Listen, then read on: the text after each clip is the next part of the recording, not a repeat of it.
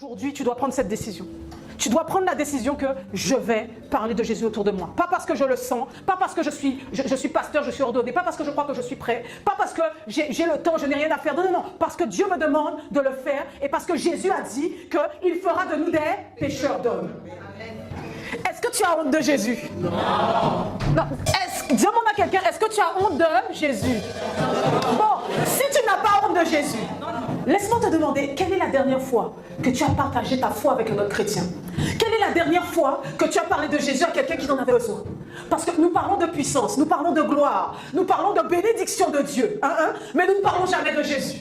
Ainsi, nous voulons la gloire, mais nous ne voulons pas la responsabilité de briller pour Dieu. Nous voulons la puissance, mais nous ne voulons pas la mission qui va avec. Nous disons que nous aimons Jésus, mais nous ne parlons pas de lui. Alors tu m'excuses, mais que je sache, taire le nom de quelqu'un, ce n'est pas de l'amour. Et taire le nom de Jésus, ce n'est pas de l'amour, mais en réalité, c'est de la crainte déguisée en prudence. Tu vois, tu n'as pas compris. Tu n'as pas compris. Ainsi, certains disent même, ils se voient, ils rêvent que non. Pasteur, j'ai rêvé que je prêchais devant des foules. J'ai prêché que je t'aidais à organiser des conférences, mais tu n'ouvres pas la bouche devant ton voisin. Alors tu dis non, mais je n'ai pas les capacités, je ne suis pas formée, je n'ai pas l'appel, je n'ai pas l'onction. Non, non, non, non, ce n'est pas une question d'onction, c'est une question de décision. Parce que si tu sais que Jésus est le Fils de Dieu, qu'il est le seul chemin qui mène à Dieu et que tu te tais, alors nous avons un problème. Je suis venue dire à quelqu'un qu'en réalité, ce qui t'empêche de parler, ce n'est pas le diable, mais ce sont des faux raisonnements, des mensonges que tu as laissés s'installer à l'intérieur de toi qui t'empêchent d'agir. Ouais. Mais le pire, tu sais que c'est quoi? C'est que ces faux raisonnements-là, ces mensonges, ils ont l'air très spirituels. Toi, tu appelles ça prudence. Mais le ciel dit non, désobéissance. Tu appelles ça humilité. Le ciel dit, Seigneur, pardonne-nous. Dis Seigneur, pardonne-moi. Dis Seigneur, pardonne-moi.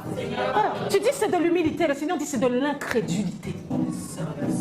Donc en réalité, pendant que tu es en train de dire j'attends le bon moment, quand le ciel te regarde, le ciel dit lui là, il est en train de retarder l'obéissance. Est-ce que quelqu'un est là? Alors tu vois, on est là.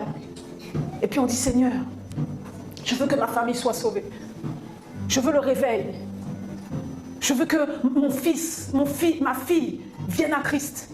Mais lui, il te dit, va parler de moi. Et à chaque fois que tu hésites, quelqu'un meurt sans Jésus.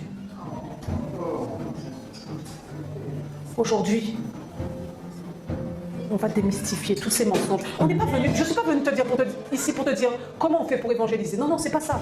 On est venu pour démystifier les mensonges qui t'empêchent de parler de Jésus. On est venu pour démystifier les mensonges qui t'empêchent de parler de Jésus. Pourquoi? Parce que tu peux jeûner 21 jours, tu peux prier grave, tu peux venir à l'église tous les dimanches. Mais si tu ne parles jamais de Jésus, te voilà toujours comme un spectateur. Or, Dieu ne nous a pas appelés à être spectateurs. Il a dit, vous recevrez une puissance. Le Saint-Esprit survenant sur vous et vous serez mes témoins. Dieu nous a appelés à être des témoins. Le titre de mon message aujourd'hui est « Ces mensonges qui m'empêchent d'évangéliser ». Vous pouvez vous asseoir. Ces mensonges qui m'empêchent d'évangéliser.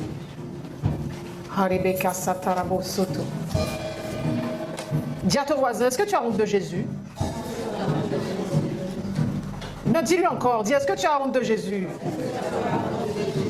C'est une vraie question. Dis, est-ce que tu as honte de Jésus? Parce qu'il y en a ici, ils savent très bien que oui, ils vont peut-être pas dire oui, mais oui, quand tu regardes à l'intérieur de toi, tu te dis oui, en fait, j'ai un peu honte. Oui. Si je te dis, on va à Carrefour, d'Estrelon ou Milénis, repère-toi. Et je te dis maintenant, on va rentrer dans Lacoste. Et puis tu vas voir le vendeur. Et tu dis au vendeur, bonjour, Jésus t'aime. Certains ici, vous êtes tellement frottés à moi, tu vas dire, c'est rien ça, pasteur. Mais d'autres vont me regarder, vont me faire, je ne suis pas prêt, pasteur. Mais si je te dis que je te donne 400 € et tu vas t'acheter ce que tu veux à Lacoste, Mais la condition, c'est de dire, c'est Jésus qui m'a donné les 400 euros. Tu vas pas me dire, je ne suis pas prête. Tu vas partir avec les 400 euros, tu vas réfléchir après. Oui ou non, oui ou non.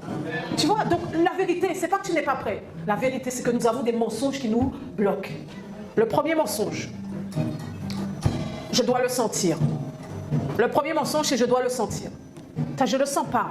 Il faut que je me sente prête. Il faut que je me sente prête. Il faut que j'ai l'envie de le faire. Dis à ton voisin, c'est un mensonge. Oui, pourquoi? 2 Timothée chapitre 4 verset 2. Est-ce que tu peux l'afficher s'il te plaît? Vous voyez, quand le Seigneur m'a donné ce message, il s'est passé quelque chose qui ne devrait pas se passer. C'est que je me suis dit, mais Seigneur,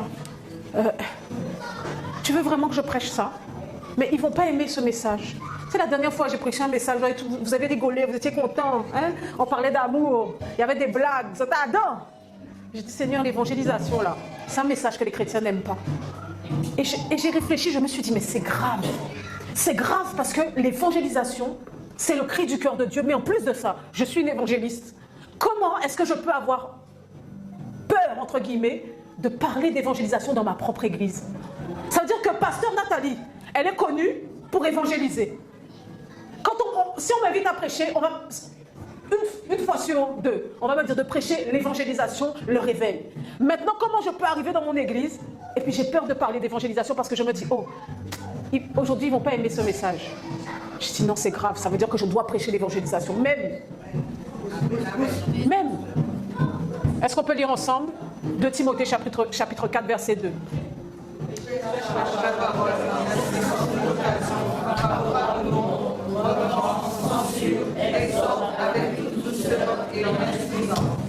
Relis.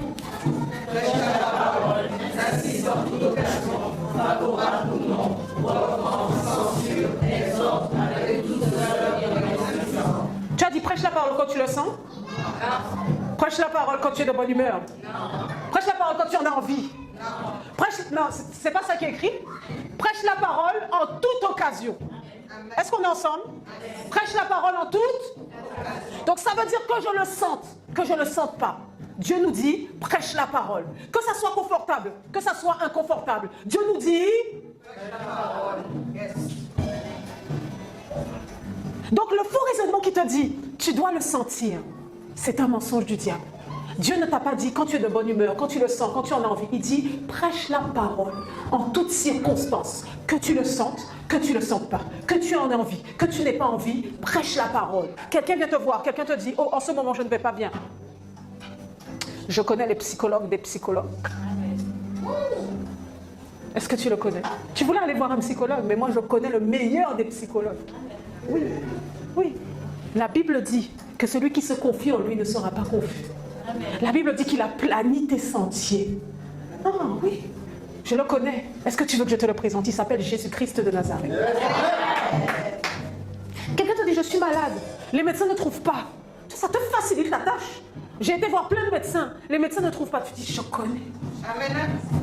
Le médecin des médecins. Spécialiste de toute maladie. Justement, spécialiste des maladies où les médecins ne trouvent pas de solution. Je connais une femme qui avait une perte de sang depuis 12 ans. Elle a été voir tous les médecins. Les médecins n'ont rien trouvé. Mais elle a été voir le médecin dont je te parle. Et en une seule fois, elle a été guérie. Son nom, c'est Jésus-Christ de Nazareth. Toi, tu attends le bon moment. Tu attends d'être de bonne humeur. Tu attends de ne plus avoir de problème. Tu dis, pasteur, moi, même avec tous les problèmes que j'ai. Non, il t'a pas dit ça. Il t'a dit, en toute occasion, favorable ou non, reprends, censure, exhorte. Comment? Avec douceur et en instruisant. Avec douceur et... Donc le faux raisonnement qui te dit, je dois le sentir, c'est un mensonge du diable. Non, tu n'as pas besoin de le sentir.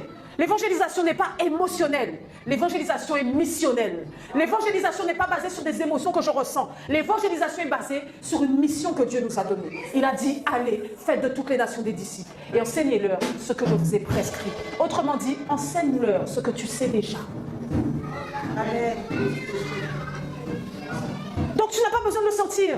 Tu n'as pas besoin de te réveiller de bonne humeur en disant, le soleil vient de se lever. C'est le signe d'une âme gagnée. Je vais évangéliser, Jésus a gagné.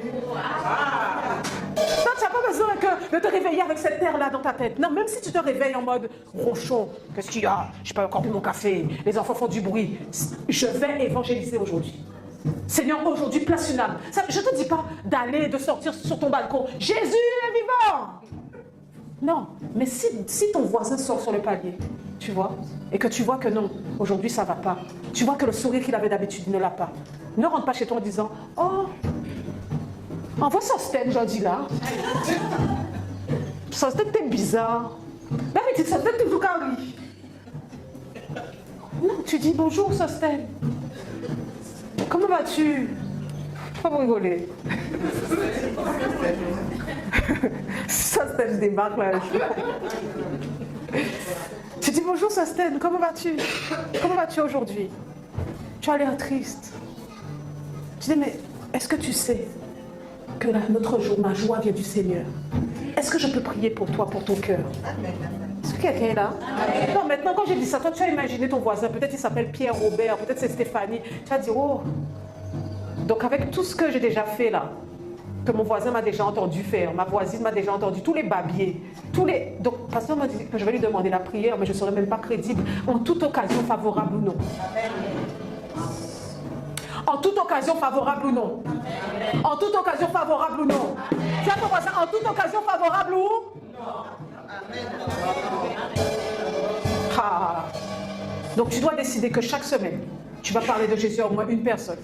Même si ça te saoule, même si ça te fatigue, même si tu ne t'en penses pas capable. C'est quelque chose que tu décides à l'intérieur de toi. Pourquoi? La Bible nous appelle des disciples. Un disciple est discipliné. Donc certains d'entre vous, je vous parle de discipline, mais vous-même, quand vous vous inscrivez à la salle de sport, vous savez que vous allez y aller les 2 premiers mois. Après, la salle prend l'argent dans sa poche.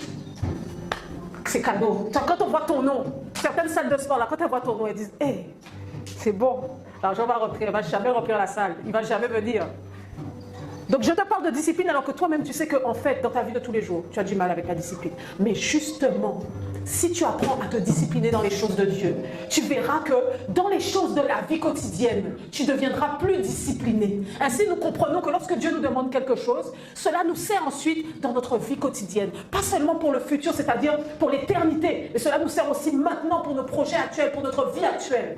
Amen. Est-ce que quelqu'un est là? Amen. Tiens, avec moi, c'est un mensonge.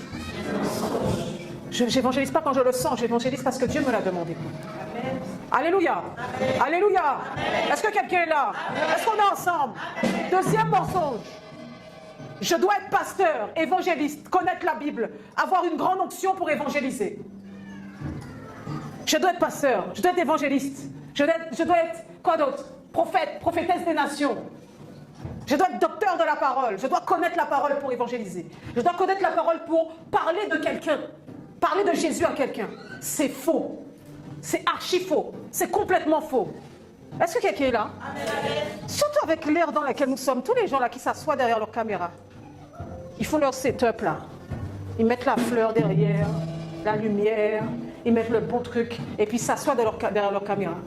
Maintenant, ils racontent des bêtises comme ça sur Internet. Là. Avec le monde dans lequel nous sommes, il y a tellement de personnes qui racontent des bêtises. Maintenant, toi, tu as peur de parler de quelque chose que tu connais. Même si tu ne connais pas toute la Bible, tu sais que tu crois en Jésus-Christ. Amen. Tu sais que tu crois en Jésus. Tu sais que le seul chemin, c'est lui. Tu sais que la vérité, c'est lui. Tu sais que c'est lui. Est-ce que c'est vrai? Bon, maintenant, pourquoi tu as honte de le dire? Pourquoi on a honte de dire Jésus? Non, tu sais, si tu vas enlever cette honte-là, moi j'ai une technique pour toi. Tu veux savoir? Amen, amen. Tu veux savoir? Amen. Tu veux savoir c'est quoi la technique pour enlever la honte? Bon, commence à te faire des t-shirts Jésus et sors avec. Ça, tu vas voir. Au bout d'un moment, la honte va partir. Tu écris Jésus est sauveur. Tu vas voir qu'au début, tu vas être devant ton bureau. Tu vas dire... tu écris ça en gros derrière ton dos là. Moi j'ai un t-shirt qui s'écrit c'est une dinguerie de ne pas croire en Jésus. Amen. Tu écris ça en gros. Maintenant tu vas au sport avec, tu vas faire tes courses avec, amen. Tu vas chercher les enfants avec. Là, tu verras qu'au bout d'un moment tu vas te rendre compte que les gens n'en ont rien à faire. Personne ne va te regarder. Au contraire, on vient dit, Pou, j'aime bien ton t-shirt, tu l'as acheté où? Amen. Là, maintenant, je réfléchis à me dire, bon, est-ce que je ne vais pas faire moi-même ma ligne de t-shirt? Tu vois? Et si tu penses que ça empêche les gens de te draguer, non. Le jour où le gars va me dire, ça me plaît, j'avais le t-shirt, c'est elle qui ne va pas croire en Jésus. Au début, j'ai cru qu'il parlait du t-shirt, mais non. Là. Je t'assure, non, je t'assure. Si tu veux, tu vois, ça va t'anesthésier. Si tu peux marcher avec un t-shirt Jésus dans la rue, aller au foot avec un t-shirt Jésus dans la rue, parler de Jésus après, c'est bon. Amen. Prier pour quelqu'un, c'est bon. Tu vois, quelqu'un va te dire, j'ai mal, je me suis foutu de la cheville. Tu vas dire, bon, priez pas, tu mal. Amen. Non, de toute façon, il t'a vu avec ton t-shirt Jésus. Il est plus étonné. Amen. Il est plus étonné. Non, et si quelqu'un vient te voir, quelqu'un te dit, mais, vu le pasteur. Genre, tu es obligé de mettre le t-shirt tous les jours. Tu lui dis, mais moi, quand tu mets tes crocs, tes vieilles crocs moches là, tu n'as même pas choisi les plus jolies. Est-ce que je te dis quelque chose? Je n'aime pas, mais je te dis rien. Donc, tu as le droit de pas aimer mon t-shirt, mais moi, je vais continuer à le porter. Bon, j'ai dit crocs parce que je n'ai pas trouvé d'autres. Non, j'aime beaucoup les crocs, moi. Moi, j'aime celle que personne n'aime, c'est celle-là que j'aime mettre. Celle que tu trouves moche, c'est celle-là que je vais mettre. Comme ça, non, mais en plus, le pire, c'est que quand je vais trouver celle que tu trouves moche, là, et je me dis comme ça, personne ne les aura. Quand je sors, toute la Gen Z les a. Ça veut dire que toutes celles que les 40 ans et plus trouvent moches. Tu vois tous ceux de 14 ans, 15 ans, 20 ans avec la messe. Tout ça pour dire que de toute façon, tu ne peux pas plaire à tout le monde. Il y a des gens, tu vas leur parler de Jésus, ils seront contents. Il y en a d'autres qui ne seront pas contents. Et alors? Amen. Mais toi, tu as fait ce que ton maître te demande de faire.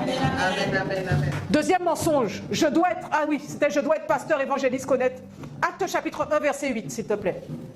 Donc le deuxième mensonge, c'était je dois être pasteur, je dois être évangéliste, je dois connaître la Bible, je dois être docteur, je dois être quoi encore, prophète pour pouvoir aller parler de Jésus. Bon, maintenant, qu'est-ce qui est écrit là? Vous recevrez une puissance. Le Saint-Esprit survenant et vous serez mes pasteurs. Vous serez mes prophètes. Vous serez mes docteurs. Vous serez mes connaisseurs de la parole de Dieu par cœur. C'est écrit, vous serez mes témoins. Un témoin, ça fait quoi? Ça témoigne. Ok. Est-ce que vous connaissez les maisons témoins? Alors, une maison témoin, c'est quoi? Une maison témoin, c'est une maison que l'on va visiter qui ressemble à la maison que je veux acheter. Amen. Ça veut dire que ce n'est pas la maison que je veux acheter, mais quand je la visite, elle ressemble à la maison que je veux acheter. Autrement dit, Dieu dit quoi? Jésus dit quoi? Vous allez recevoir le Saint-Esprit, qui sera une puissance sur vous. Et là, automatiquement, vous allez devenir comme moi. Amen. Mais il ne parle pas qu'à certaines personnes. Là, ici, il ne parle pas qu'aux pasteurs. Non. Il ne parle pas qu'aux évangélistes. Il ne parle pas que ceux qui sont appelés au ministère. Ils sont tous allés. Ils étaient 120 au début, dans la maison. Et ils ont prié. L'église vient de ces 120-là. Tous ceux qui étaient là ont reçu la puissance. Amen. Est-ce que quelqu'un est là? Amen. Donc, la Bible dit que lorsqu'ils ont été, vous recevrez une puissance, le Saint-Esprit survenant sur vous. Vous serez mes témoins à Jérusalem, dans toute la Judée, dans la Samarie et jusqu'aux extrémités de la terre. Maintenant, Jésus leur a dit ça. Ils ont été dans la chambre haute et ils ont été priés. La puissance est arrivée. La puissance n'a pas dit, oh non, lui, il sera pasteur, donc je viens. Mais c'est ça, attends, lui, docteur de la... Non, tous ceux qui étaient là, ils ont reçu la puissance. Maintenant, tous ceux qui étaient là deviennent quoi? Des témoins. Donc, ce n'est pas une affaire de pasteur, d'évangéliste, de docteur, de prophète. C'est une affaire de « Es-tu enfant de Dieu? As-tu reçu le Saint-Esprit? As-tu l'Esprit de Dieu en toi? As-tu accepté... Ah, tu vois, est-ce que vous êtes là? Est-ce que vous êtes là? As-tu accepté Jésus dans ta vie? Est-ce que tu crois que Jésus est le Fils de Dieu? Est-ce que tu crois que Jésus est le chemin, la vérité, la vie? Est-ce que tu es né de nouveau? Est-ce que tu as reçu le Saint-Esprit en toi? Parce que si tu as reçu le Saint-Esprit en toi, alors tu es appelé à être un témoin. Oui, j'aimerais que vous soyez un petit peu plus là. J'aimerais que vous soyez un peu plus là. Le problème, c'est que vous êtes là, mais en même temps, vous êtes déjà en train de vous imaginer, de vous dire, pauvre, pasteur, ça veut dire là, tu veux vraiment que j'aille faire ça, quoi. Donc, tu es là, mais en même temps, tu n'es pas là. Tu te projettes déjà. En fait, au lieu d'être là et de me permettre de pouvoir détruire les mensonges que tu as, tu laisses déjà les mensonges te bloquer. Dis Amen. Dis Alléluia. Vas-y. Vas-y. Parce qu'en fait, tu ne te rends pas compte que ce n'est pas normal. Ce n'est pas normal de dire j'aime Dieu, mais avoir honte de lui. Ce n'est pas normal de croire que c'est Jésus qui sauve, mais de laisser tout le monde aller en enfer. Ce n'est pas normal d'avoir une solution miracle, mais de dire les autres vont faire. Ce n'est pas normal. Jésus a dit, vous serez mes témoins. Pas si vous êtes ordonnés, pas si vous êtes consacrés. Il dit, vous serez mes témoins parce que vous allez recevoir le Saint-Esprit en vous. Amen. Donc tu vois, ce n'est pas une question de titre, c'est une question d'identité. Tu dois comprendre qu'aujourd'hui, la Bible dit, celui qui est en Christ est une nouvelle créature. Les choses anciennes sont, voici toutes choses sont devenues. Donc la Bible dit, si quelqu'un est en Christ, les choses anciennes sont passées. Tu es une nouvelle créature. Donc en fait, c'est une question d'identité. Si tu es fils de Dieu, fille de Dieu, alors tu es qualifié pour parler de Jésus autour de toi. Amen. Personne ne t'oblige à parler de nourriture, à mettre les vidéos, les photos. Quand tu manges le homard, là, tu manges le homard, tu manges le bon steak, tu vas dans les beaux restaurants, même si ce n'est pas toi qui payes, s'il y a la belle vue, personne ne t'oblige, n'est-ce pas? Est-ce que quelqu'un t'oblige? Non, non, toi-même avant, tu dis, attends, on mange pas, on fait les photos d'abord. Personne ne t'oblige. Maintenant, quand il faut partager un flyer, toi, ça ne te vient même pas l'idée. Sauf que tu ne te dis pas que le fait de partager le flyer du culte, ça peut faire que quelqu'un va venir s'asseoir au culte et cette personne-là sera sauvée. Amen. Tu vois? Où est Stéphie? Stéphie arriva à l'église. Stécie arriva à l'église. Stéphie est là. Stécie est arrivée à l'église. Et un jour, on a dit, Stécie, on va faire atelier. Maintenant, Stécie a invité une famille. Amen. De 3. Elles sont venues à 3. Les 3 là, parce que Stécie a invité, les 3 se sont assises ici, elles ne sont plus jamais reparties. Amen. Maintenant, à cause des 3, il y a encore peut-être 4-5 autres personnes qui viennent à l'église, qui sont baptisées, qui sont sauvées. Est-ce qu'on est ensemble? Donc, je n'ai pas dit que c'est mal de partager les photos de tes jolies baskets. Moi-même, je partage les photos de la nourriture. Un peu moins maintenant, mais je partage. Je n'ai pas dit que c'est mal. Mais ta nourriture va sauver qui? Tes baskets vont sauver qui? Amen. La belle vue sur mer va sauver qui? L'hôtel 5 étoiles, là, quand tu visites, tu fais... Ça va sauver qui? Donc, je n'ai pas dit qu'il ne faut pas le faire. Alors que partager un flyer, ça te prend 1 seconde. Et ça peut te sauver des personnes qui en ont besoin. Ma question c'est, est-ce que tu as honte? Soit tu as honte de Jésus, soit tu as honte de ma tête. Je ne sais pas, peut-être tu te dis, oh, quand ils vont voir la tête de pasteur. Je ne sais pas, il faut me dire. Peut-être c'est ma tête, tu as honte de ma tête. Non, parce que même quand on ne met pas ma tête sur les flyers, tu ne les partages pas non plus.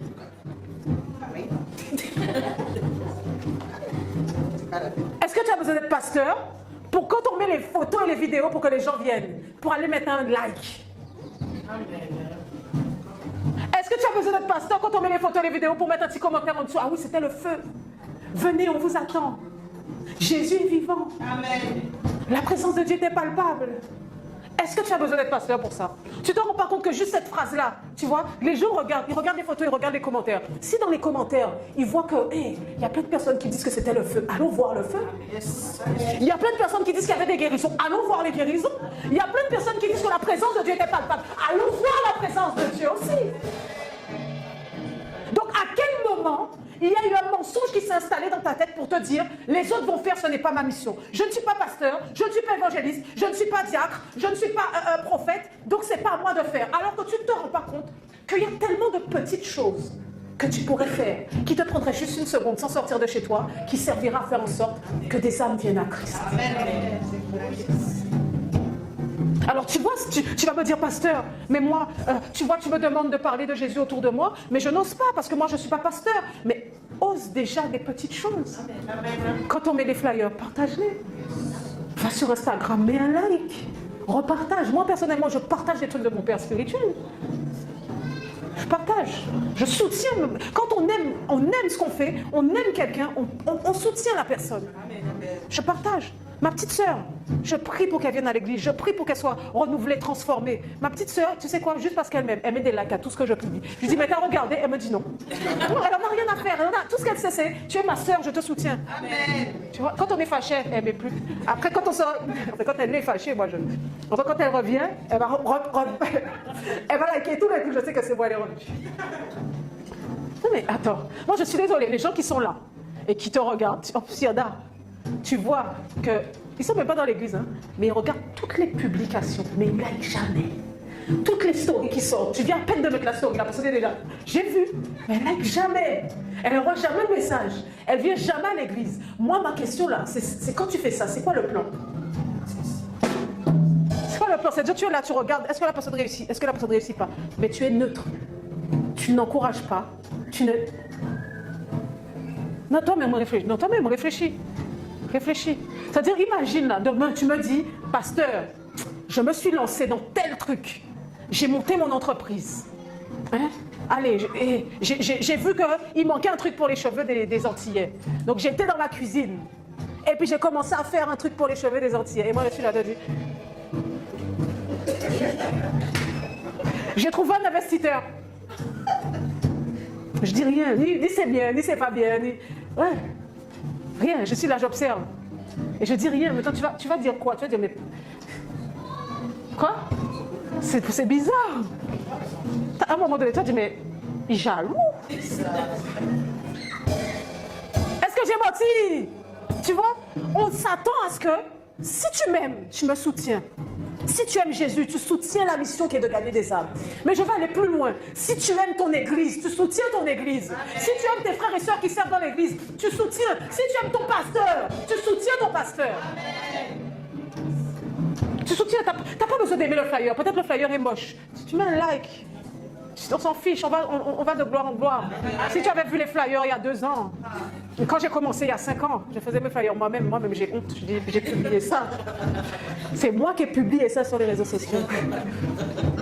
Et non, il y avait des flyers vraiment colorés, un peu éparpillés quoi. Mais je ne me suis pas dit, je ne sais pas faire, je ne fais pas. J'ai fait. Et petit à petit, je me suis améliorée. Je me suis améliorée. Est-ce que quelqu'un est là? Est-ce que quelqu'un est là? Donc tu vois, l'évangélisation n'est pas réservée à une élite spirituelle. C'est la mission de chaque croyant. Chaque personne qui croit doit se dire, c'est ma mission. Je dois gagner des âmes. Je dois parler de Jésus aux gens en fait. Tu vois, je dois parler de ma foi. Je dois partager ma foi. C'est quand la dernière fois que tu as dit, tu sais, au culte, la dernière fois, on a bien rigolé. Hein? Le pasteur a parlé de ça. Moi-même, je l'ai fait avec les jeunes. Je suis rentrée, j'ai appelé ma soeur. J'ai dit, ouais, le culte des jeunes, c'était trop bien. Elle a 21 ans, 22 ans. Le culte des jeunes, c'était trop bien et tout. Et je lui ai dit, oui. Et bien, c'est des jeunes qui ont prêché. Et je lui ai dit, voilà, ils ont prêché de ça. Ils ont témoigné de telle chose, C'est pas moi qui ai prêché. Mais j'ai été raconter le culte à quelqu'un. Tu vois? Et elle m'a écouté, elle m'a dit, ah oui, c'est vrai, hein? Ah oui, j'avais jamais vu ça comme ça. C'est vrai.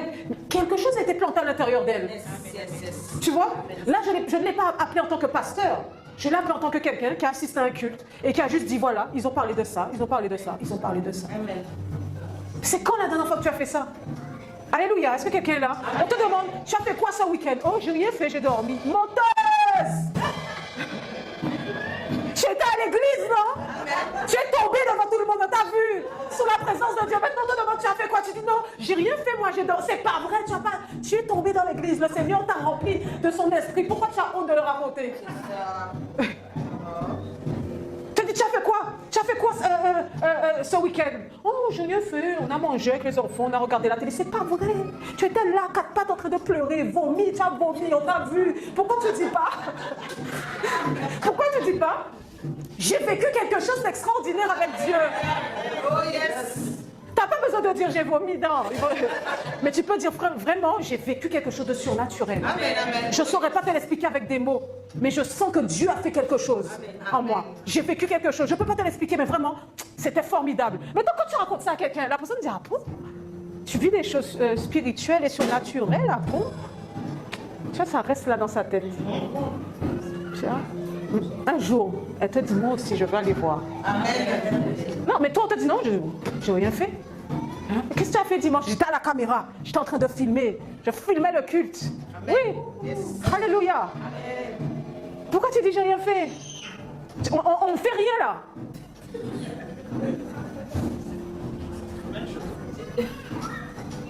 On fait rien. Non, qu'est-ce que tu as fait? J'ai formé une équipe. Amen. Alléluia. Je suis venue, j'ai formé une équipe. Hier, je ne savais pas faire. Aujourd'hui, je sais faire, mais en plus, j'ai formé une équipe. Et là, elles ont loué, adoré toutes seules.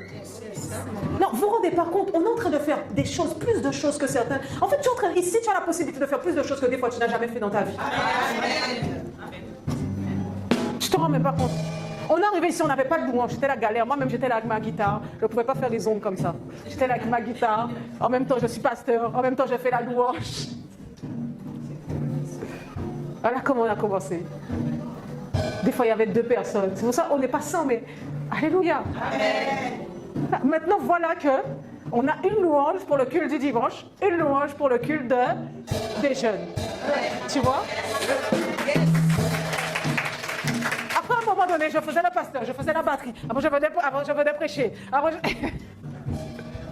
J'ai même appris un petit peu le piano. Non, mais toi, tu viens me voir, tu dis, pasteur, je ne sais pas faire. Qu'est-ce que tu veux que je te dise? Moi, quand je ne sais pas faire, j'apprends. Alléluia. Alléluia. Oh, dis-moi avance, pasteur. Hein. Dis-moi avance. Bon, qui a entendu parler de la femme samaritaine? La femme samaritaine, elle était là. Et puis, elle était près d'un puits. Et puis, Jésus est venu. Et Jésus lui a parlé, en fait. Voilà maintenant que la femme samaritaine, elle a eu la révélation de qui est Jésus. Donc c'est l'évangile. La femme samaritaine venait d'accepter Jésus. Elle est partie, elle a évangélisé tout son quartier. Amen. Elle n'a pas attendu d'être théologienne. Elle n'a pas attendu de faire formation. Elle n'a pas attendu qu'une voix lui dise « Oh, femme samaritaine, va prêcher l'évangile. » Elle a été voir tout le monde. Elle a dit « Écoutez, il y a un homme là-bas. Là. Il m'a dit tout il m'a dit ma vie. Il y a un homme là-bas, c'est le Fils de Dieu. Allez-y, allez-y, allez-y. » Amen. Est-ce que quelqu'un est là? Amen. Philippe, évangéliste. Le Saint-Esprit lui dit, va à tel endroit dans le désert. Maintenant, voici qu'il tombe sur un eunuque éthiopien. L'eunuque éthiopien est en train de lire la Bible. Où est ma Bible? Donc, l'eunuque éthiopien est en train de lire la Bible. On est ensemble? On est ensemble? Je reprends. Philippe, qui est évangéliste. Philippe est évangéliste. Le Saint-Esprit lui dit, va dans le désert. Quand il va dans le désert, il trouve un eunuque éthiopien. L'eunuque éthiopien est en train de lire la Bible. Mais il ne comprend pas ce qu'il lit. Il lit le livre d'Ésaïe. Voilà que Philippe maintenant commence à lui parler de Jésus à travers le livre d'Ésaïe. L'eunuque éthiopien commence à croire en Jésus. Amen. Et la Bible dit que c'est la foi en Jésus qui sauve. Maintenant, Philippe lui dit, il dit à Philippe, mais qu'est-ce qui m'empêche d'être sauvé? Il dit à Philippe, je crois que Jésus est le Fils de Dieu. Qu'est-ce qui m'empêche d'être baptisé? Alléluia. Amen. La Bible dit que Philippe l'a baptisé. Et ensuite, Philippe est parti de son côté, merci. Et l'eunuque est parti de son côté. Est-ce que quelqu'un est là? Amen. Maintenant, qu'est-ce qui se passe? L'eunuque, quand il est parti, il a été parlé de la révélation qu'il a eue. C'est pour ça qu'en Éthiopie, nous avons des chrétiens, des églises chrétiennes qui sont très anciennes. Parce que quand l'Éthiopien est parti, il a été parlé de Jésus. Il n'est pas resté avec Philippe longtemps. La Bible nous dit que le Saint-Esprit maintenant l'a transporté. Yes. Le démoniaque de Gadara. Jésus arrive. Il trouve un gars possédé. Mais quand je dis possédé, tu vois, toi, tu crois que... Non, c'est rien. Tu crois que tu as déjà vu des gens possédés. Mais non, là, c'est rien. Là, c'est possédé. Tu vois? C'est fou. Enfermé, attaché, enchaîné. Qui a déjà entendu parler du démoniaque de Gadara? C'est pour ça que vous devez lire la Bible. Comme ça, quand on parle, vous avez la ref. En plus, les évangiles en parlent. Et donc, il arrive, le démoniaque de Gadara. Il arrive, il le délivre. Voici que le démoniaque de Gadara, maintenant, il est plus fou. Tous les démons s'en vont. Est-ce qu'on est ensemble? Amen. Il lui dit, Jésus, est-ce que je peux venir avec toi? Jésus lui dit, non, reste ici et va raconter tout ce que je t'ai fait. Yes. Non, Jésus n'a même pas eu le temps de l'enseigner. Il n'a pas eu le temps de parler trop longtemps avec lui. Pourquoi? Quand les gens du peuple ont vu ce que Jésus avait fait, comme les démons étaient dans des cochons et que les cochons après ont été se tuer, ils ont dit, toi là, tu es en train de nous faire perdre notre argent. Maintenant ils sont venus, ils ont chassé Jésus. Ça veut dire qu'une fois que Jésus a chassé, a délivré le gars, Jésus l'a laissé. Est-ce qu'on est ensemble? Amen. Donc il n'y avait personne pour ni l'enseigner, ni l'éduquer, ni quoi que ce soit. Et Jésus lui a dit, tu restes ici, va raconter ce que j'ai fait. Amen. Maintenant, l'ancien démoniaque part. il va évangéliser 10 villes. Amen. Non, tu n'as pas compris. Amen, amen, amen. Tu n'as pas compris. Ça veut dire, il est là, il dit, je vais aller à Bémao, à Pointe-à-Pitre, à Moule, Saint-François, Sainte-Anne, Pointe-à-Pitre, Petit-Bourg, Goyave, Capesterre, Basse-Terre. Pendant que toi, là, en 30 ans, tu n'as pas encore parlé à ta famille. Lui, il était dans les 10 villes. Amen. Et dans les 10 villes, là, il a parlé de Jésus. Maintenant, voilà que alors qu'une ville, la même ville, là, qui a chassé Jésus, qui a dit à Jésus, ne reste pas ici. Quand Jésus est revenu, ils étaient tous en train d'attendre Jésus. On a besoin. Ils n'ont jamais vu. Ils n'avaient jamais vu Jésus. Amen, amen, amen. Est-ce que quelqu'un est là? Amen. Plusieurs l'ont chassé, mais à cause d'un seul Oh, yes. qui a osé aller témoigner. Quand Jésus est revenu, ils étaient 10 villes et plus à l'attendre. Jésus, nous avons besoin de toi. Guéris-nous, prie pour nous, délivre-nous. Ils attendaient Jésus. Parce qu'un seul a dit, je pars, je vais parler de Jésus. Il n'a pas attendu d'être disciple, dans le sens où il est resté avec Rabbi, et Rabbi lui a appris, et Rabbi l'a enseigné. Non, non, non, il a suffi d'une rencontre avec lui. Yes. Et il a été dire quoi? Il a dit... Amen. Ah! Il a été raconter son témoignage. Est-ce que quelqu'un est là? Amen. Donc voilà ce que tu dois faire. Tu ne connais pas de verset. Raconte un témoignage. Tu n'as pas de témoignage. Cherche à vivre des choses avec Dieu. Parce que personnellement, je crois que nous servons un Dieu de miracles. Nous servons Dieu de miracles. Tu ne peux pas être assis. Tu es en train de manger avec des amis. Maintenant, tes amis peuvent te polluer l'esprit, te parler de tout et n'importe quoi. Mais toi, quand tu parles de Jésus, on te regarde de travers en mode quel jour là? Ah, pas, il n'y a qu'arrivé. Oh. Oui, quelque chose m'est arrivé justement. Non, si c'est ton ami, il va t'écouter. Est-ce que quelqu'un est là? Amen. Si c'est ton ami, il va t'écouter. Pourquoi? Parce que ton ami veut ton bonheur. Amen. Ton ami veut ton bonheur. Comment quand j'allais en boîte de nuit, quand je gaspillais tout mon argent dans l'alcool, quand j'étais en dépression, tu ne me disais rien. Maintenant, je vais à l'église le dimanche. Ça, tu es dérangé. Non, ça, c'est pas un ami.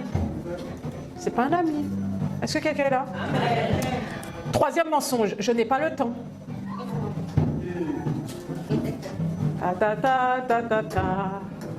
Troisième mensonge, je n'ai pas le temps. Pasteur, je n'ai pas le temps. J'ai les enfants, j'ai la femme, j'ai le mari, j'ai le travail, j'ai pas le temps, je suis fatiguée. Quand est-ce que je fais à manger? Quand est-ce que je me repose? Je n'ai pas le temps de parler de Jésus. Menteur. Menteur. Menteuse, tu as le temps. Tu as le temps, c'est un mensonge, c'est un mensonge. C'est pas toi que je traite de menteur, hein, c'est la voix. La voix qui te dit que tu n'as pas le temps. La Bible dit, mets-moi Actes chapitre 5, verset 42. Actes chapitre 5, verset 42. Actes chapitre 5, verset 42. On y va? Vous pouvez lire? Et chaque jour, dans le temple et dans les maisons, il ne cessait d'enseigner et d'annoncer la bonne nouvelle de Jésus-Christ. Il le faisait comment? Chaque jour. Il le faisait quand? Chaque jour. Comment? Dans le temple et dans les maisons. Oui, mais là, ce qui m'intéresse, c'est le chaque jour. Chaque jour, il le faisait. Chaque jour, ils annonçaient la bonne nouvelle de Jésus-Christ. Chaque jour, chaque jour, chaque jour. Amen. Est-ce que quelqu'un est là? Amen. En fait, je suis en train de te dire quoi? Qu'est-ce que tu veux dire, pasteur? Je veux dire que ce que tu ne planifies pas, tu ne le feras pas. Wow. Si tu ne repars pas d'ici en prenant une décision que chaque jour tu vas parler de Jésus, tu ne le feras pas. Si tu ne prends pas une décision que même au moins une fois par semaine pour te challenger, tu vas parler de Jésus, tu ne le feras pas. Il faut que tu mettes en place une discipline, une routine pour que tu puisses le faire. Je n'ai pas le temps, ce n'est pas vrai. Tu n'as pas planifié ça dans ton planning. C'est pas que tu n'as pas le temps, c'est que tu ne l'as pas planifié. Ah oui. Parce que moi, des fois je te vois, tu es assis là, assise là, puis tu es là comme ça. Mais si tu le fais ici, tu le fais aussi chez toi. Est-ce qu'on est ensemble? Amen. Bon, maintenant, si tu aimes les réseaux sociaux, qu'est-ce qui t'empêche d'allumer tes réseaux et de dire, je vais publier un verset? Amen. Je vais publier aujourd'hui, Dieu a tant aimé le monde qu'il a donné son Fils, afin que ceux qui croient ne meurent pas, mais la vie éternelle. Amen. Jean 3,16. Amen. Si tu as le temps là, de parler avec ta voisine, mais tu as parlé pendant 15-20 minutes du voisin d'à côté, qui n'attache pas ses chiens et qui ne ramasse pas À aucun moment tu lui as dit Jésus. Non, tu as parlé comme ça pendant 15-20 minutes. Ça veut dire que parler pour toi, ce n'est pas un problème. Maintenant, au lieu de perdre ton temps à parler du voisin d'à côté, prends ton téléphone, fais une vidéo, parle pendant 15-20 minutes de Jésus. Je vais vous raconter aujourd'hui mon témoignage. Je vous raconte comment j'étais avant, comment j'ai rencontré Jésus et comment je suis maintenant. Alors si toi tu vis la même chose, viens à Jésus. Amen. Ton Amen me dérange, ton Amen me dérange, ton Amen me dérange. En fait, c'est comme si Dieu n'a rien fait pour toi. Ton Amen me dérange, j'ai pas compris.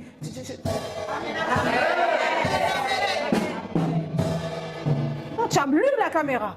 Tu dis avant là, j'étais une personne énervée. Ça veut dire quand tu regardais dans le dictionnaire là, tu regardais à côté d'énervé, à côté de colérique, à côté de moule-bois, à côté de sauvage, il y avait écrit mon prénom. Ah.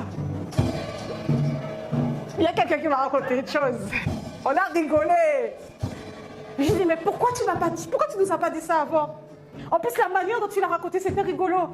Ça veut dire que si tu racontes ça là, non seulement tu prêches l'évangile, je ne vais pas dire, Si tu ne veux pas dire, je ne vais pas dire. Mais non seulement tu prêches l'évangile, mais en plus, tu fais rire. Elle m'a fait rire. Tu sais, quand tu rigoles là, que tu as mal, tu vois. Mais c'est un beau témoignage. On s'est dit, on était plusieurs. Hein. On a été manger. Vous n'êtes pas venus, tant beau. On a rigolé. On a été manger au gosier.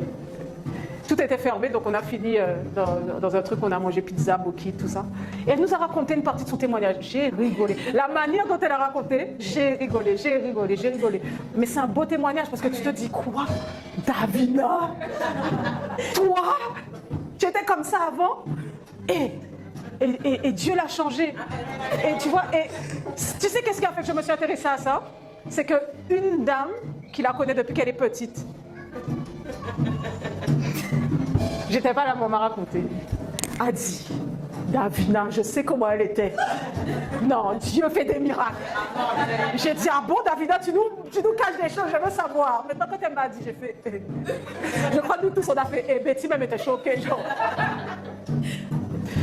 Pasteur, suis-je en sécurité? Donc, tu vois, raconte à ta manière, mais raconte ce que Jésus a fait dans ta vie. Il n'y a pas de petits témoignages. Tu te rends pas compte qu'il y a des gens qui sont là et qui disent quoi? La dame là, qui la connaît depuis petite, elle est là, en plus, elle fait ça depuis tout à l'heure. Oh oui! Oh oui! Là, je ne vais pas raconter parce que c'est toi qui dois le raconter. C'est toi. Tu vois? Donc, j'ai pas le temps, c'est pas vrai. C'est juste que tu n'as pas planifié. Commence à te dire, je vais le faire. Je vais le faire. Une fois par semaine. Je vais le faire. Je vais parler de Jésus à quelqu'un. Au moins une fois. Ça va vite. Tu fais les courses. Ça, c'est Fanny qui n'est pas là. Fanny, elle fait ça bien. Mais chacun est à l'aise d'une manière. Moi, je suis à l'aise quand on est là, je commence à chanter. Il n'y a vraiment personne comme Jésus. Là, je suis à l'aise. Je vais me lever dans le restaurant. Je vais dire, vous savez, l'homme ne vivra pas de pain seulement. Amen. Mais de toute parole qui sort de la bouche de Dieu. D'ailleurs, ça va.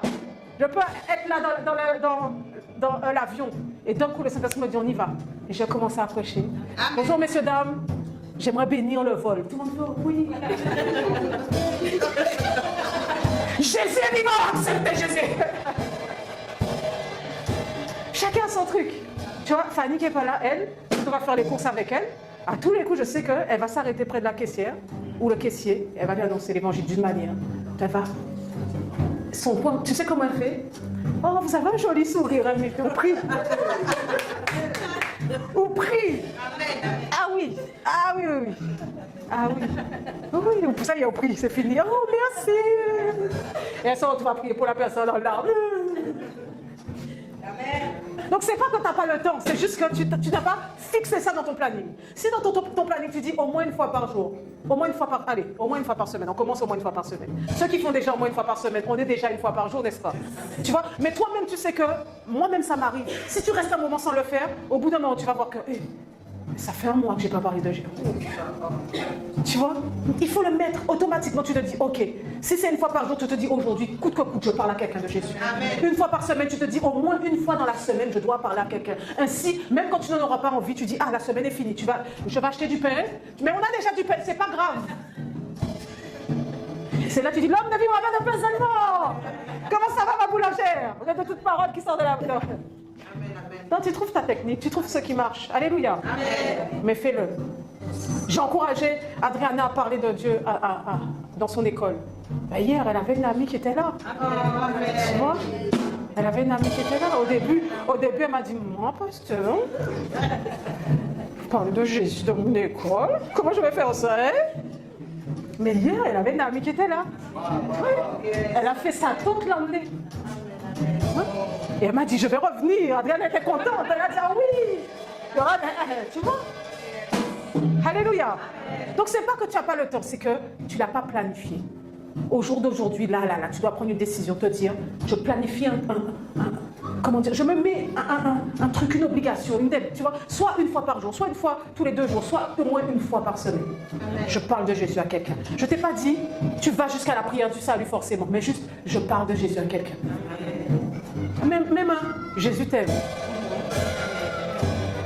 Est-ce que c'est difficile de dire ça? Non. C'est pas difficile. Même si tu veux, le monsieur qui te demande tout le temps de l'argent là, qui dort dehors là, si tu veux, tu passes, tu dis Jésus t'aime. Bon, il va peut-être te dire, pas ça, on va donner l'argent. Mais tu l'as fait. Bon, peut-être il va te dire autre chose aussi, mais c'est pas grave. Tu dis, soyez bénis. Soyez bénis, soyez bénis. Ok. 4e mensonge, je ne suis pas légitime à cause de mes péchés. Je ne suis pas légitime à cause de mes péchés. Combien de fois tu t'es dit ça? Combien de fois tu t'es dit, mais regarde, pasteur, regarde ma vie, j'ai encore des choses à faire, j'ai encore des choses à améliorer, regarde mon caractère, est-ce que moi je suis légitime pour aller parler à quelqu'un de Dieu? Combien de fois tu t'es dit ça? Combien de fois tu te dis, regarde d'où je sors, regarde encore hier comment j'ai parlé, est-ce que moi-même je suis légitime? Mais ça, c'est un mensonge. Dis avec moi, c'est un mensonge. Dis encore, tu es un mensonge. C'est un mensonge. Oui, la Bible dit dans 2 Corinthiens chapitre 5, versets 17 à 20, est-ce que tu peux me l'afficher? Ça dit que si quelqu'un est en Christ, il est une nouvelle créature. Ça, c'est ce que dit la Bible. Donc, Dieu n'attend pas de toi que tu sois parfait pour aller parler de lui. Mais en réalité, il attend juste que tu sois en Christ, que tu as accepté Jésus. Si tu as accepté Jésus, tu es qualifié pour parler de Jésus. Tu n'as pas besoin d'être parfait, tu as juste besoin d'être un ambassadeur. Et tu deviens ambassadeur quand tu as accepté Jésus. 2 Corinthiens 5, 17 à 20. 17 à 20. Dis avec moi, pasteur, je veux gagner des âmes. Dis avec moi, pasteur, je veux gagner des âmes. Dis encore, pasteur, je veux gagner des âmes. Est-ce que tu peux lire ça pour moi? Si quelqu'un est en Christ, il est une nouvelle créature. Les choses anciennes sont passées. Voici que toutes choses sont devenues nouvelles. Et tout cela vient de Dieu qui nous a réconciliés avec lui par Christ et qui nous a donné les ministères de la réconciliation. Car Dieu était en Christ et continuant le monde avec lui-même, en imputant aux hommes leurs souffrances et gagner dans nous la parole de la réconciliation. Nous faisons donc les fonctions d'ambassadeurs de Christ, comme si Dieu l'exhortait par nous. Nous vous en supplions au nom de Christ, soyez réconciliés avec Dieu. Amen. Amen. Est-ce que tu as compris ce message? Tu l'as compris ou pas? Tu as compris le verset? Va le dire chez toi. 2 Corinthiens, chapitre 5, versets 17 à 20. Mais ce que tu dois retenir, c'est que déjà, tu es une nouvelle créature. Amen. Ensuite, tu es un ambassadeur pour Christ. Amen. Ensuite, la Bible dit que c'est Christ en toi qui est en train de dire aux gens, nous vous en supplions, réconciliez-vous avec Dieu. Alors le mensonge, tu vois, en fait le premier mensonge qui nous bloque, c'est qu'en fait on nous a fait croire qu'il suffit de venir à l'église le dimanche et de dire oui je suis chrétien, je crois en Dieu et qu'on a fait ce que Dieu nous a demandé de faire. Alors que Dieu nous appelle à être des missionnaires. Amen. Être chrétien, en réalité je vais te dire une chose, ce sont les hommes qui ont inventé le mot chrétien. Est-ce que quelqu'un est là? Est-ce qu'à un moment donné tu as entendu Jésus dire je ferai de vous des chrétiens? Non. Ah, tu vois. Il faut lire la Bible. Jésus a dit, je ferai de vous des pécheurs d'hommes. Est-ce que quelqu'un est là? Quand Jésus a été chercher les disciples, il a dit aux disciples, je ferai de vous des pécheurs d'hommes. Les hommes ont dit, oh, eux, ils ressemblent à Jésus, donc ce sont des chrétiens. Donc nous, on a gardé le mot chrétien. Mais Jésus, lui, a été chercher ses disciples. Et il a dit, je ferai de vous des pécheurs d'hommes. Il faut que je te le redise. Jésus est venu pour créer l'église. Et il a dit, je ferai de vous des pécheurs d'hommes. Maintenant, tu pêches qui? Tu pêches quoi? Tu pêches quand? Parce que le mensonge qui réside dans le fait de dire que je suis chrétien si je crois et je suis chrétien si je viens à l'église ne vient pas de la parole de Dieu. Dieu, il a dit, je ferai de vous des pécheurs d'hommes. Et ensuite, il a précisé, il a dit, vous recevrez une puissance, le Saint-Esprit survenant sur vous et vous serez mes témoins.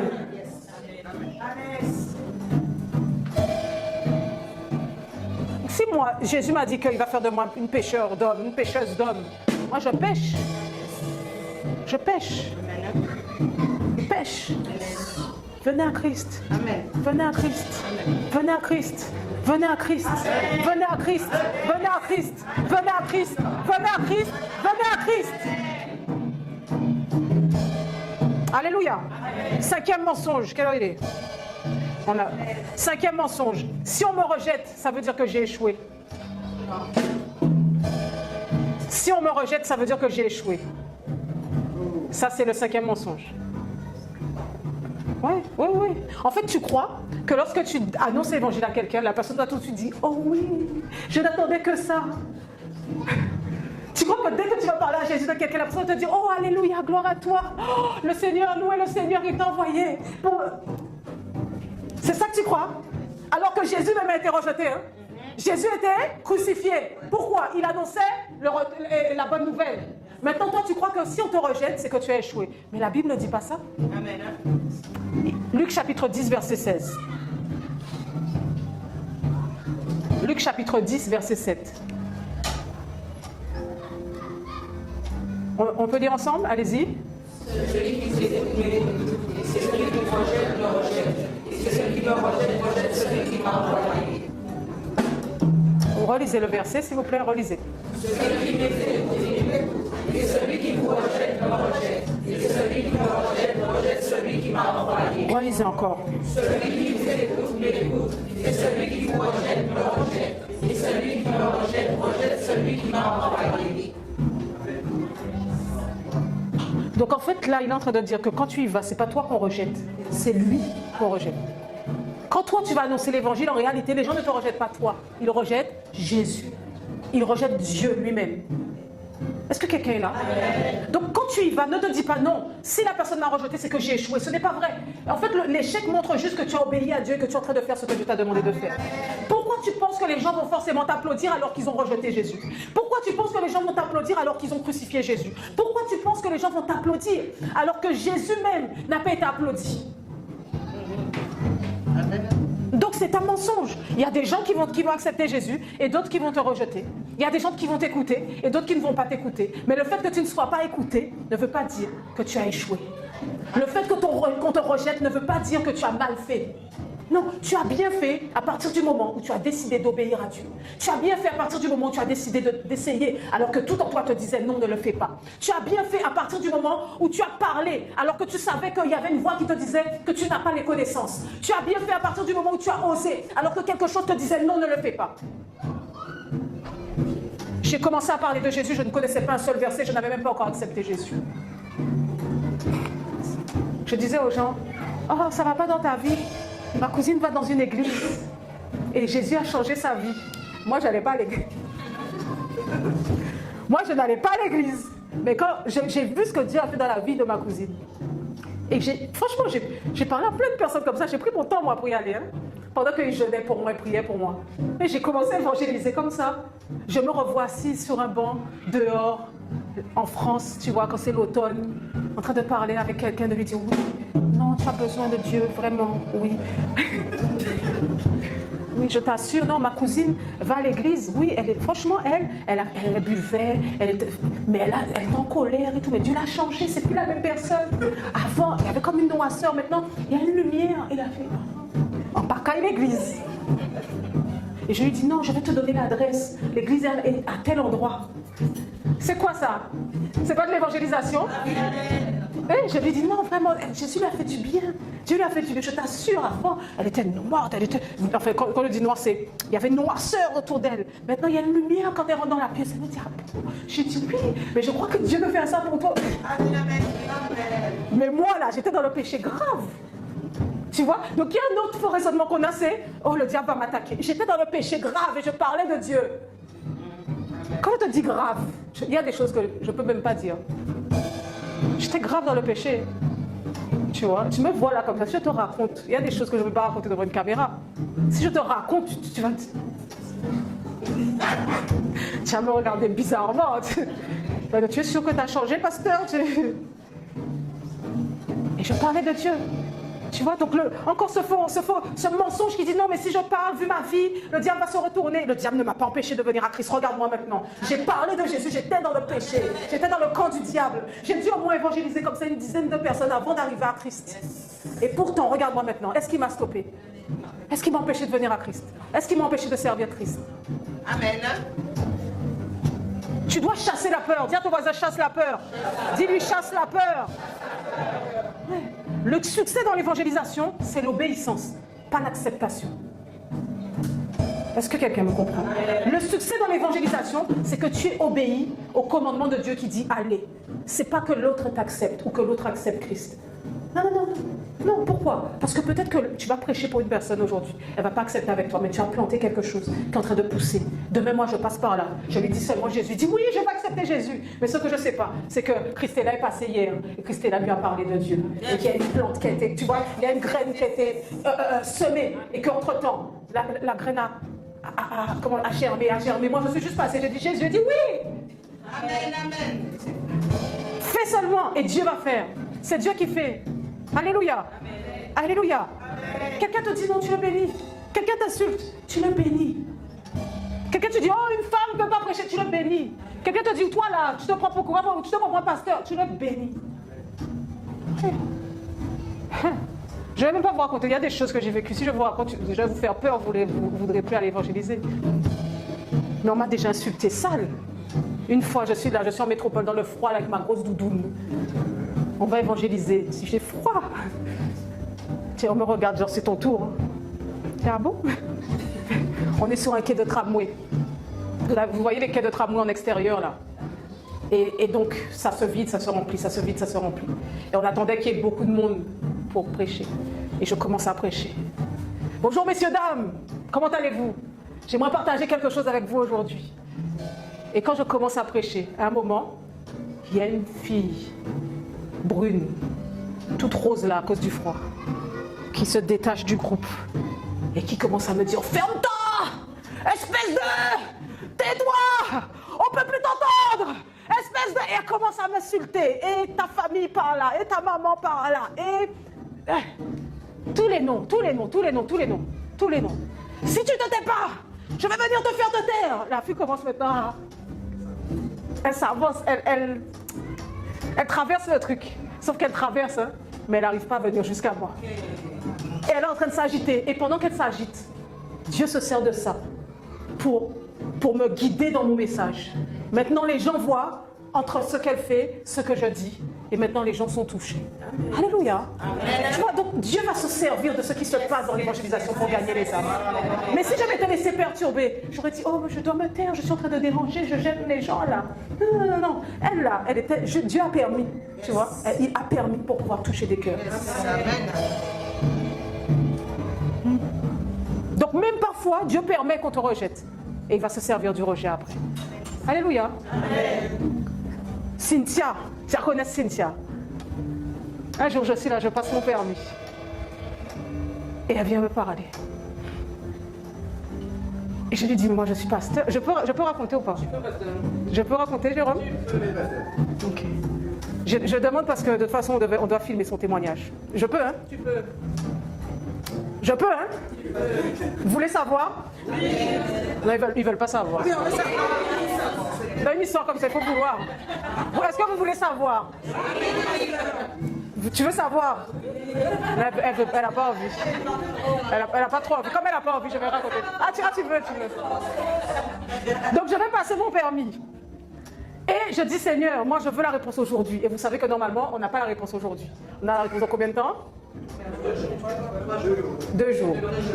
Et j'étais avec une sœur qui n'est plus là maintenant, elle vit en Martinique. Et je lui dis, j'ai prié et j'ai demandé au Seigneur d'avoir la réponse aujourd'hui. Elle me dit, mais non pasteur, ça prend 2 jours. J'ai dit, j'ai demandé.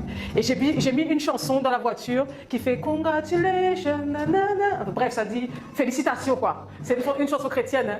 Mais moi j'ai juste vu Congratulations, genre félicitations. Donc j'ai mis cette chanson-là en mode, je me félicite déjà parce que j'ai le permis. J'arrive là, en avance. Mon moniteur arrive avec 1 heure de retard. Et tu dois attendre ton moniteur pour aller passer le permis. Donc, la paix, la zénitude, la prière que j'avais, je suis énervée, je suis stressée dans le temps de la voiture. Je dis, comme je suis en retard, la personne qui est censée me faire passer le permis, là, va pas être de bonne humeur. Donc, on arrive, le gars ne me calcule même pas, il a fait passer d'autres personnes avant moi, et je descends dans la voiture, je suis stressée, pas stressée, mais concentrée, et je prie en anglais, et donc je suis là, et il y a une personne qui arrive qui me klaxonne parce que je suis là où les candidats sont censés venir se garer quand ils ont fini. Mais je suis dans mon débarque à Satarabas, donc une première fois, une voiture qui me klaxonne, pip pip, et je dis, oh pardon, et je pars. J'ai pas vu qui est dans la voiture, mais c'était Cynthia. Et je continue les barques à Satarabas et je vois que le gars qui est censé me faire passer mon permis ne me calcule pas même. Je tiens un bon retard. On te fait poireauter. Et je suis là, et puis quelques minutes après, 20 minutes après, mademoiselle, vous passez votre permis avec qui? Et je vois que c'est elle. Vous passez votre permis avec qui? Et puis elle me dit, mais je ne sais plus qu'est-ce qu'elle m'a dit, mais en mode, non, mais en mode, tu es encore là dans le chemin, quoi. Et donc, je la laisse se garer. Elle descend de la voiture. Non, elle m'appelle, mademoiselle. Elle m'appelle mademoiselle, voici votre permis avec qui? Et donc, on parle et tout. Et en fait, moi, je ne m'étais pas rendu compte. Mais il se trouve qu'à cette époque-là, Cynthia aimait les femmes. Et Cynthia, en fait, essayait de me... Tu m'as dit que je pouvais te dire, hein? Elle essayait de me draguer. Mais moi, je n'avais pas vu. Moi, je suis dans mon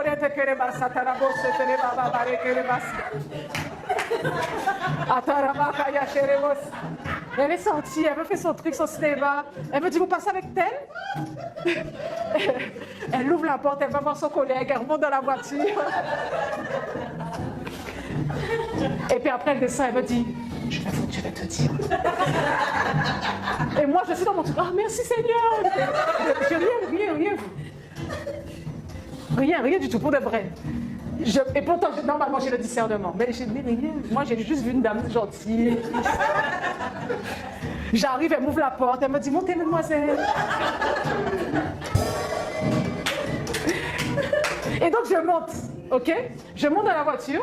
Et quand j'ai fini, je passe le permis et tout avec le gars, ça s'est bien passé. Et quand j'ai fini, on arrive pratiquement au même moment. C'est pas exprès, hein? Et quand j'arrive encore, elle m'ouvre la porte. Alors, ça s'est bien passé mademoiselle, je descends et s'assoit près de son collègue.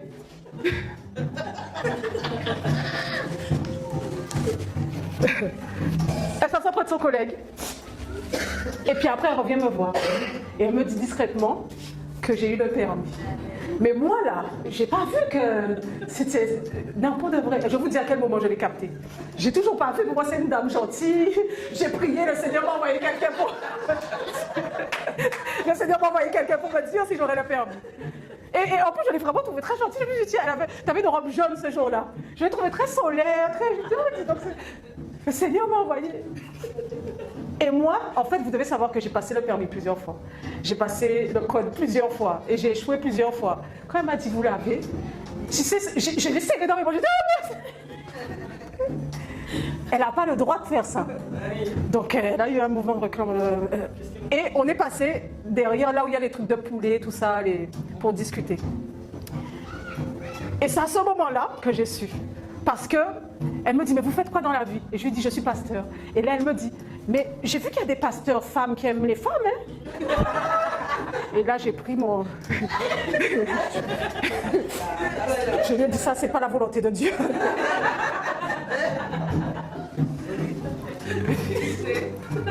Mais quand j'allais partir, j'ai senti que le Seigneur voulait que je lui annonce l'évangile. Donc je lui ai dit de me donner son Insta ou de me rajouter sur Instagram, je ne sais plus. Tu vois?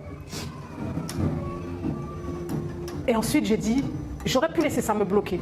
Parce que moi-même, c'est mon témoignage. Je sors de l'homosexualité. Et j'aurais pu laisser ça me bloquer en me disant, mais moi, je sors de l'homosexualité. Au début, elle était attirée par moi. Donc, quelqu'un d'autre va lui annoncer l'évangile. Mais j'ai senti, non, il faut que tu lui annonces l'évangile. Donc, je suis rentrée. Et vous savez ce que j'ai fait? Toute pasteur que je suis pasteur, j'ai demandé conseil à quelqu'un. J'ai demandé conseil à une autre chrétienne. Et je lui ai dit, voilà, qu'est-ce que tu penses? Je sens vraiment qu'il faut que je lui annonce l'évangile. En fait, le Seigneur m'avait montré ça. Je lui ai dit, hein, le Seigneur m'a montré sa famille.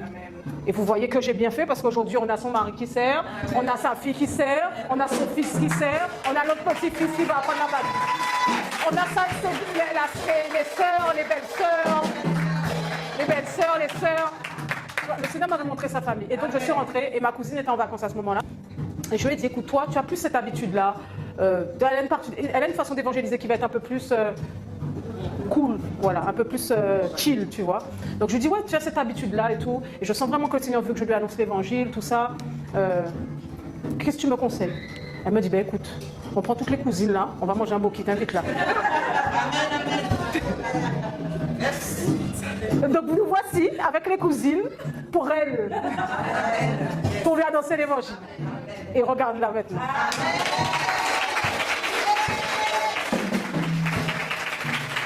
Donc tu vois, il faut parler de Jésus. Tu vois, il faut parler de Jésus. Ouais.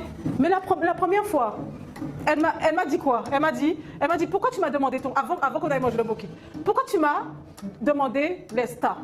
Sous-entendu, mais si tu n'aimes pas les femmes, on fait quoi là? Pourquoi tu m'as dit? Tu vois, c'était ça le sous-entendu. En gros, je dis, mais parce que j'ai une bonne nouvelle à t'annoncer. Oui. Alors peut-être elle s'est dit, ah, peut-être elle a changé d'avis. Donc je lui ai annoncé un peu l'évangile. Et au début, elle a rejeté. Elle m'a dit, par contre, tu ne vas pas m'embêter tous les jours avec tes bondieuseries. Vérité. Est-ce que c'est le terme que tu as utilisé? Oui, c'est le terme. Elle m'a dit, par contre, tu ne vas pas m'embêter tous les jours avec tes bondieuseries.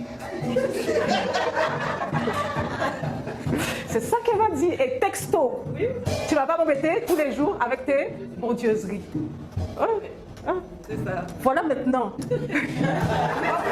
que quand on va manger les bokites, moi je suis comme ça avec mon frère, mais genre non, je ne vais pas la choquer, je ne vais pas en faire trop, tu vois, pour qu'elle ne vienne pas. Et elle, mais Jésus, et machin, et comment on fait?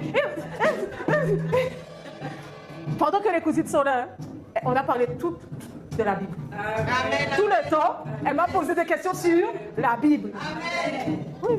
Yes. Oui. Yes. Donc un jour, pendant qu'elle me dit, tes bondieuseries, tu ne vas pas m'envoyer des versets tous les jours. Maintenant, c'est elle qui me dit, est-ce que tu peux m'envoyer un verset tous les jours?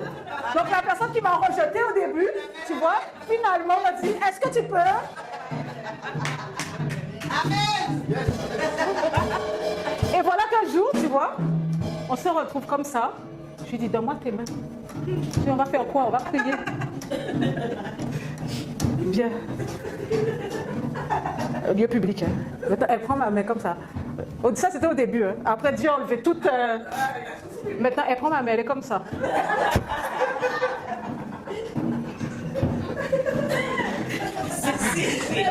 Non, ça, c'est le genre de truc. Si c'est pas Dieu, ne le fais pas. Si c'est pas Dieu, ne le... Tu es gêné? Elle est comme ça.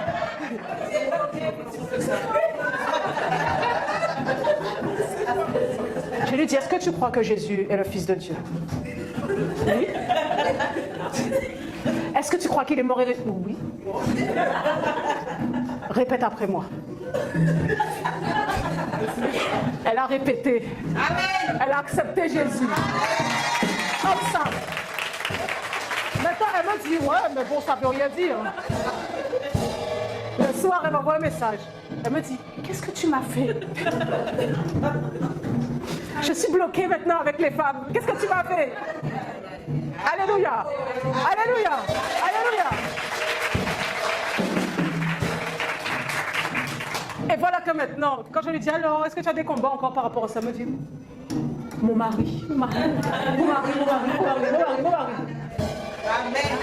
Bon, le témoignage est plus complexe que ça, mais c'est eux qui feront le témoignage. Mais en tout cas, Jésus a sauvé leur mariage.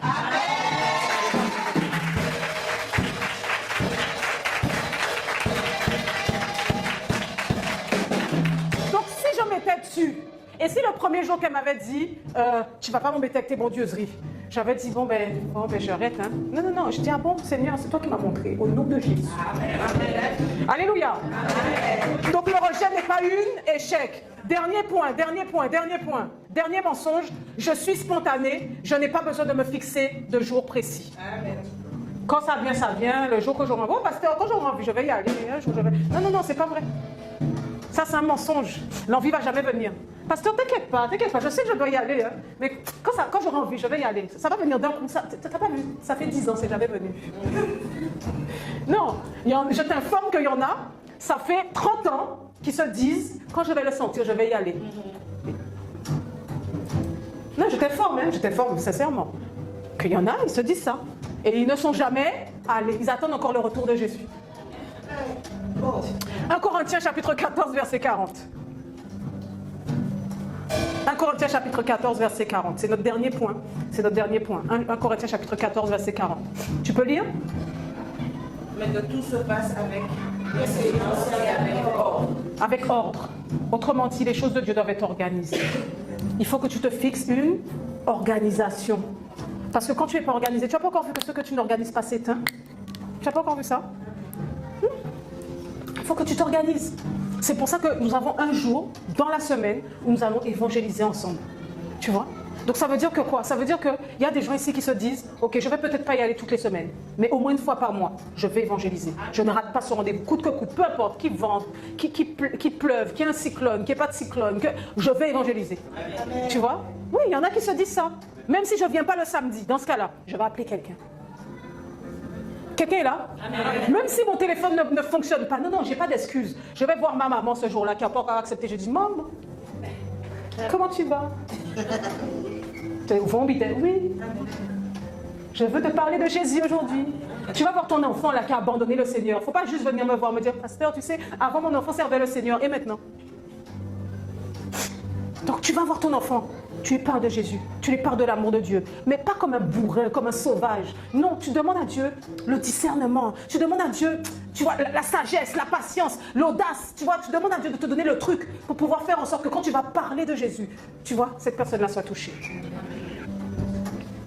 Amen.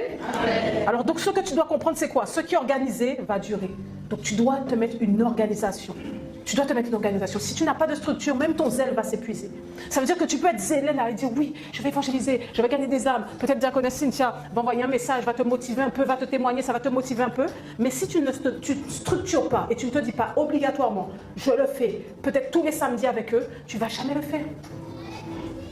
Est-ce qu'on est ensemble? Amen. Donc il te faut te fixer des jours précis. Fixe-toi, dis-toi, tu peux te dire, ok, tous les dimanches je dois inviter au moins une personne. Les gens ne viennent pas. C'est pas mon problème. Je ne t'ai pas dit tous les dimanches tu dois ramener.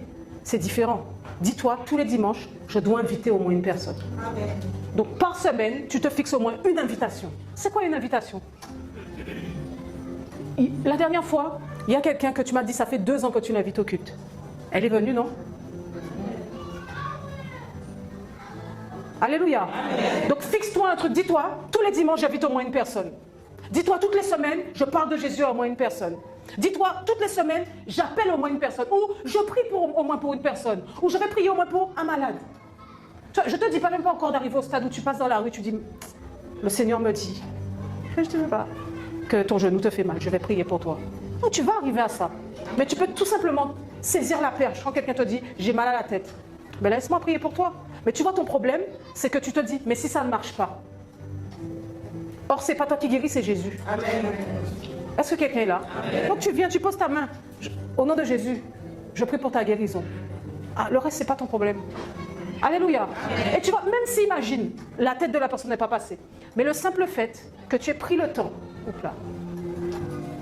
le simple fait que tu aies pris le temps, tu vois, ça va toucher la personne. C'est-à-dire qu'il y en a qui n'en ont rien à faire que tu as mal à la tête. Tu as mal à la tête, il peut baisser musique là-bas. Mais toi, tu as pris le temps de venir, de mettre ta main, de lui dire, ok, je vois que, je ressens que tu as mal et j'aimerais que tu guérisses. Amen. Juste ça, ça touche quelqu'un? Est-ce que quelqu'un est là? Tu lui as dit, je te vois, je vois que tu souffres. Et vraiment, tu vois, j'aimerais vraiment que tu guérisses. Alors qu'il y en a plein autour qui n'en ont rien à faire, qui n'ont pensé que à eux. Amen. Est-ce que quelqu'un est là? Est-ce que quelqu'un est là? Donc tu vois, organise-toi, structure-toi, discipline-toi. Un disciple ne peut pas agir au hasard comme ça, il doit s'organiser. La Bible dit que nous sommes des disciples. Donc si tu es un disciple, tu dois te discipliner. Amen. Parce que pourquoi? La passion te fera commencer, mais c'est la discipline, l'organisation, la structure qui te fera continuer. Est-ce que quelqu'un est là? Donc maintenant, moi, ma question, c'est toi, tu attends quoi? Tu attends quoi? Qu'est-ce que tu attends pour faire du bien autour de toi? Qu'est-ce que tu attends pour dire aux gens, je connais la vérité et elle s'appelle Jésus? Qu'est-ce que tu attends pour prendre des nouvelles de ces personnes? Pour dire, est-ce que tu vas bien? Comment tu vas? Qu'est-ce que tu attends? Tu veux l'amour de Dieu, mais qu'est-ce que tu attends toi pour partager l'amour que Dieu a mis dans ton cœur? Alors aujourd'hui, tu dois prendre cette décision. Tu dois prendre la décision que je vais parler de Jésus autour de moi. Pas parce que je le sens, pas parce que je suis pasteur, je suis ordonné, pas parce que je crois que je suis prêt, pas parce que j'ai le temps, je n'ai rien à faire. Non, non, non. Parce que Dieu me demande de le faire et parce que Jésus a dit qu'il fera de nous des pécheurs d'hommes.